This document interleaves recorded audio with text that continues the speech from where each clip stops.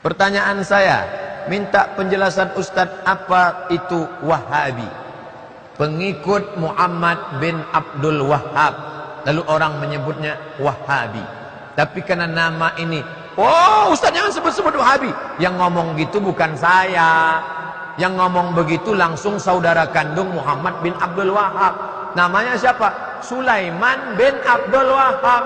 Saudara kandungnya menulis buku menolak saudaranya. Dia sebut Wahabi. Mufti Makkah namanya Syekh Zaini Dahlan. Bukan saya, jangan marah sama saya. Syekh Zaini Dahlan menulis buku Fitnatul Wahhabiyah. Dia sebut. Tapi karena nama ini sudah terjelek, jelek, maka dirubah casing, signalnya sama, disebut dengan Salafi. Salaf 3 abad pertama. Khairul qurun qarni, sebaik-baik abad-abadku. Tsummal ladzina yalunahum, seabad sesudah itu. Tsummal ladzina yalunahum, seabad sesudah itu. Ini dengan salafus saleh. Kita ini semuanya salaf, pengikut salaf. 3 abad pertama dulu salaf, abad keempat, abad kelima sampai sekarang abad 15 namanya khalaf. Nah, jadi kalau mengaku-ngaku salaf, bertindaklah dengan akhlak salaf, menghormati orang salaf. Kalau ada yang tak cocok, ya dialog, jangan hujat menghujat, menghormati orang. Nata'awan fi mattafaqna, mari kita bekerja sama pada yang kita sepakati. Wa nata'awan nata'azar fi makhtalafna. Kalau kita berbeda pendapat, ya kita berlapang dada. Jangan gara-gara berbeda kunut lalu membid'ahkan orang. Kunut tiap pagi ya bid'ah. Imam Syafi'i berkunut sampai mati. Baca kitab Al-Um. Imam Syafi'i berkata, siapa yang lupa baca kunut subuh, dia sujud sahwi. Dalam Al-Um. Tapi Imam Hambali yang tak berkunut tidak menyalahkan Imam Syafi'i. Datang orang bertanya ke Imam Hambali, hai Hambali, ya, kamu kalau sholat subuh pakai kunut apa tidak? Tidak. Hambali tak pakai kunut. Bagaimana kalau saya ikut kamu? Mantap. Bagaimana kalau imam saya Syafi'i? Apa kata Imam Hambali? Kalau imammu Syafi'i, angkat tanganmu, ucapkan amin. Allahumma dina fi man hadait, amin. Wa'afina fi man afait, amin. Wa tawallana fi man tawallait, amin. Wa barik lana fi ma a'tait, amin. Wa qina bi rahmatika syarra ma qadait, amin. 5 saja aminnya, sisanya dia ikut baca. Fa innaka taqdi wa yusirru bis-sana. Wa yusirru dibaca si makmum itu sir bis-sana. Sana artinya pujian. Kenapa yang 5 tadi diaminkan? Karena itu doa, sisanya pujian. Fa innaka taqdi wa la yuqda 'alaik wa innahu la yadhillu man walait wa la ya'izzu man 'adait. Tabarakta rabbana wa ta'ala falakal hamdu 'ala ma qadait. Nastaghfiruka wa natubu ilaik. Wa sallallahu ala sayyidina Muhammadin nabiyil ummi wa ala alihi wa sahbihi wa baraka wa sallam. Allahu akbar. Jangan hanya gara-gara perbedaan lalu membid'ahkan orang, mengkafirkan orang. Saudara kita tentang Nahdlatul Ulama NU, sebutkan tentang saudara kita yang ada di Persis, sebutkan sesaudara kita yang ada di kelompok perjuangan Ikhwanul Muslimin, sebutkan sesaudara kita yang mana saja yang akan kita sebutkan, mereka Ahlus Sunnah wal Jamaah seluruhnya. Berangkat dari kelebihan dan kekurangan mereka, mereka saudara kita, kita saudara mereka. Kalau setiap kelompok berpikir macam ini, maka akan ketahuan bahwa kita sesama kita tidak layak untuk dibentur-benturkan dan tidak pantas untuk saling bermusuhan. Musuh kita yang nyata adalah Yahudi, Zionis Israel. Musuh kita yang nyata adalah Nasara yang memerangi Islam yang di bawah payung PBB dengan Amerikanya. Musuh kita yang nyata pada hari ini adalah Syiah yang dipimpin oleh Iran di seluruh dunia. Ini musuh kita yang nyata. Jelas siapa di hadapan kita. Tetapi umat Islam dibentur-benturkan dengan isu-isu yang mereka yang buat, orang kafir itu buat, termasuk Syiah yang buat, semacam Wahabi dan segala macamnya. La haula wa la quwata illa billah. Ibarat Allah, tentang masalah ini perlu saya beritahukan, dan semoga saja nasihat ini bermanfaat untuk saya, saudara saya yang tercinta, seluruh Ahlus Sunnah wal Jamaah dimanapun berada. Hari ini Arab Saudi diserang habis-habisan. Amerika juga bersatu dengan Iran. Iran berarti di belakangnya ada Rusia, ada Cina, ada India dan lain-lainnya. Ini adalah blok timur. Amerika sebagai energi terkuat yang ada di PBB menyatakan Iran adalah saudara kita. Sekarang di Iran, seluruh kota-kota yang ada di Iran hari ini ibarat Allah semua tulisan-tulisan matilah Amerika di dinding-dinding di mana saja sudah mereka hapus. Yang digantikan dengan matilah Saudi, matilah Saudi, matilah Saudi. Lalu orang-orang muslimin di seluruh dunia, termasuk di Indonesia, berhasil dibakar dan disulut dengan isu Wahabi yang disematkan kepada Saudi. Disematkan kepada imam-imam yang memimpin di Masjidil Haram, di Masjid Nabawi. Disematkan istilah Wahabi ini kepada ulama-ulama yang bersumber dari Saudi. La haula wa la quwata illa billah. Ketahuilah hamba-hamba Allah, ini fitnah. Sebab apa?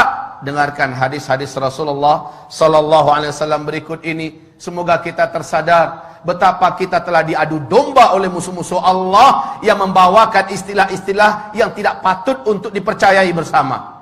Saya yakin dan berbaik sangka bahwa seluruh yang hadir dalam Jumatan ini, di masjid ini, insya Allah Ta'ala bukan termasuk orang-orang yang mudah disulut dengan paham-paham seperti ini. Tetapi saya berharap melalui media yang ada, media sosial yang ada, dari dunia maya segala macamnya, di seluruh Indonesia bahkan menerobos ke seluruh dunia, sampailah hendaknya nasihat ini. Bahwa sesungguhnya isu-isu yang tidak pantas disematkan kepada Islam, khususnya Wahabi-Wahabi, dan menyerang Arab Saudi. Sekali lagi, saya termasuk orang yang benci dengan Arab Saudi. Dulu, kenapa? Loyalitas Arab Saudi pada Amerika, loyalitas Arab Saudi kepada Zionis Israel, loyalitas mereka. Tapi ketika Arab Saudi jatuh ke tangan orang yang saleh, insyaAllah, Allahu a'lam, di tangan Raja Salman, bagaimana dia mendeklarasikan kesatuan umat Islam di atas kepentingan Islam. Bagaimana dia bersumpah bahwa akan membebaskan Al-Quds. Bagaimana dia menyatakan baraknya terhadap segala macam kejahatan-kejahatan yang dilakukan oleh Timur dan Barat, terkhusus oleh PBB, dan tidak mau lagi diatur oleh PBB. Lihat bagaimana sekarang Islam benar-benar menjadi perhatian utama. Dan sejak itu Amerika berpihak kepada Iran. Sejak itu Amerika bertekad untuk menghabisi Ahlussunnah wal Jamaah melalui lokomotif yang paling benci kepada Islam, yaitu Syiah. Maka kaum muslimin, perhatikan sekarang. Rasulullah bersabda sallallahu alaihi wasallam, "Inna ad-din la ya'rizu ila al-Hijazi kama ta'rizul hayyah ila juhriha." Sesungguhnya agama ini pada akhirnya nanti akan kembali berpusat dan berfokus kepada Hijaz, sebagaimana berpusatnya dan berkutatnya ular di dalam lubangnya. Hijaz itu adalah Makkah, Madinah, Taif. Ini yang Hijaz. Di zaman-zaman fitnah, Islam akan kembali berkutat atau berkonsentrasi di Hijaz. Dan ini sekarang difitnah sebagai Wahabi-Wahabi. Rasulullah sallallahu alaihi wasallam ceritakan oleh Abu Hurairah, semoga Allah ridha kepadanya. Rasulullah bersabda, "Innal Islam bada'a ghariban wa sayaudu ghariban kama bada'a." Islam mula-mula datang, dia adalah aneh, dikucilkan dan tidak diterima. Nanti ketika di akhir zaman, Islam akan kembali dianggap aneh, dikucilkan dan kembali tidak diterima. Justru oleh umatnya sendiri. Wa huwa ya'rizu bainal masjidaini kama ta'rizul hayyatu fi juhriha. Dan Islam ini, kata Rasulullah sallallahu alaihi wasallam, hanya akan terpusat di dua masjid ini, yakni Masjid An-Nabawi dan Masjidil Haram, berarti di Makkah dan di Madinah, ya. Kama ta'rizul hayyatu fi juhriha, sebagaimana ular berpusat di dalam lubangnya. Hari ini sekali lagi, isu tentang Abdul Wahab bin Abdul Rahman Al-Afriqi di abad kedua dari kelompok komunitas Khawarij yang menganggap kelompoknya saja yang paling benar, di luarnya sesat seluruhnya, yang mengkafir-kafirkan orang, membidah-bidahkan orang pada abad kedua Hijriah. Bukan Syekh Muhammad bin Abdul Wahab At-Tamimi yang ada di Hijaz, bukan. Ini jelas mujaddid. Tetapi umat Islam ini dengan dalam buku yang ditulis oleh Muhammad Novelis, Zionis dan Syiah bersatu menghantam Islam. Ternyata istilah Wahabi-Wahabi yang harusnya di abad kedua yang muncul itu, si Khawarij itu, ini yang dihidupkan dan disematkan kepada Syekh Muhammad bin Abdul Wahab. Dan ini tidak benar, ini batil.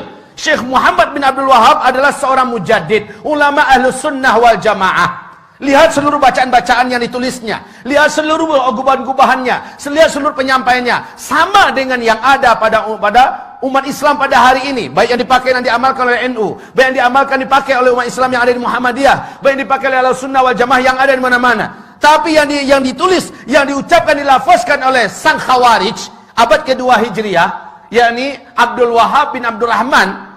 Ini dia yang sesat menyesatkan. Tapi orang-orang Syiah menyematkan ini kepada Syekh Muhammad bin Abdul Wahhab. Inilah kebatilan yang nyata, ibarat Allah yang kami muliakan. Lalu umat Islam sekarang mau saja percaya dan dibentur-benturkan. Betapa prihatinnya hati saya ketika mendengar ada seorang Sunni diusir oleh saudara Sunninya yang lain. Kenapa? Sunni yang ini adalah mereka dari komunitas mayoritas. Punya kebiasaan mengamalkan ini amal itu. Yang Sunni ini tidak mau mengikuti semacam Maulid Nabi, Isra Mi'raj, nggak mengikuti, ya. Tapi dia tetap baik berhubungan dengan masyarakat. Dianggap dan dibakar-bakar, disponsori, ini adalah paham Wahabi. Diusir dari kampungnya. Diusir, tidak boleh lagi tinggal di kampung. Bahkan diancam bakar. Rumahnya memang dibakar. Sampai-sampai ketika disakiti sekeluarga, padahal sama-sama Sunni, yang bertepuk tangan Syi'i, orang Syiah. Karena kompor yang mereka nyalakan telah membakar sesama umat Islam. Harusnya kaum muslimin sadarilah, semua sifat-sifat Wahabi yang diceritakan oleh saudara kita yang menyebar di mana-mana 100% ada pada komunitas Syiah. Semua sifat-sifat yang ada pada Wahabi itu ada pada Syiah seluruhnya.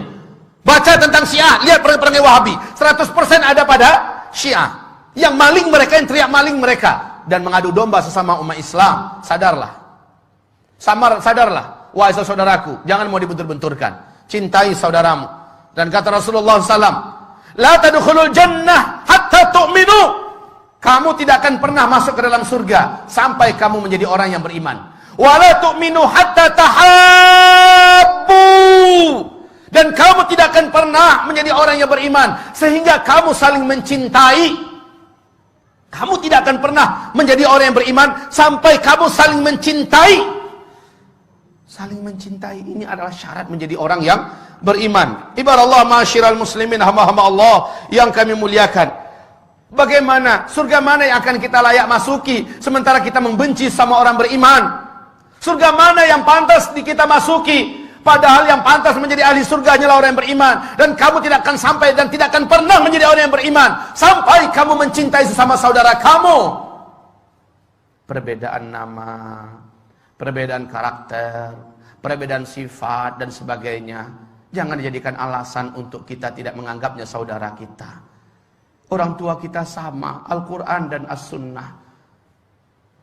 Rumah besar kita sama, Islam. Yang prinsip-prinsip kita masih sama. Hanya perbedaan-perbedaan ini jangan sampai kita mau dicabik-cabik. Ini yang menjadikan setan itu, walakin fit tahrishi bainahum, akan tetapi dengan memecah belah dan mengadu domba sesama mereka. Di sini pintunya yang didapat oleh setan ada pada umat ini. Semoga hamba Allah yang menyampaikan diampuni oleh Allah Subhanahu wa taala